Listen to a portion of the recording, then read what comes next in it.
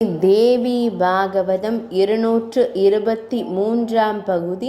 தேவியரின் தவிப்பும் விஷ்ணு பக்தர்களின் குறிப்பும். ஸ்ரீ மகாவிஷ்ணு கட்டளையிட்டதும் தேவியர் மூவரும் பெருந்துயரம் கொண்டு அழுதனர்.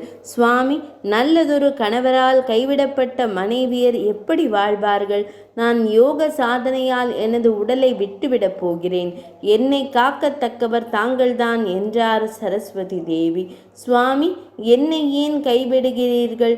நானும் எனது தேகத்தை துறந்து விடுகிறேன். மனைவியை இம்சித்தவர் அடையும் பயனை தாங்களும் அடைவீர்கள் என்று விழிநீர் சிந்தினாள் கங்காதேவி. நாதா, ஒருபோதும் இல்லாத கோபம் தங்களுக்கு ஏன் இப்போது வந்தது?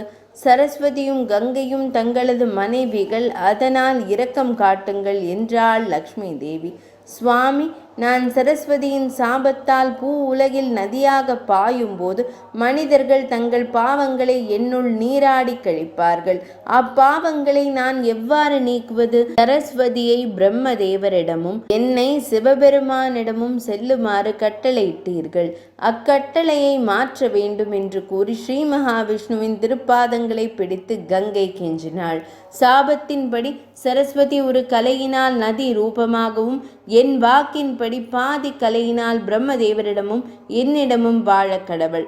அதுபோல கங்கை பகீரத மன்னனால் பூமியை அடைந்து உலகையும் தூய்மைப்படுத்திய பின் ஈசனாரின் ஜடையில் அமர்ந்ததும் தூய்மை அடைவாள். லக்ஷ்மியே, நீ பாரத தேசத்தில் நதியாகவும் துளசி செடியாகவும் உருவெடுப்பாய். மூவரும் கலியுகத்தில் 5000 ஆண்டுகள் கழிந்ததும் என்னிடம் வந்து சேர்வீர்கள்.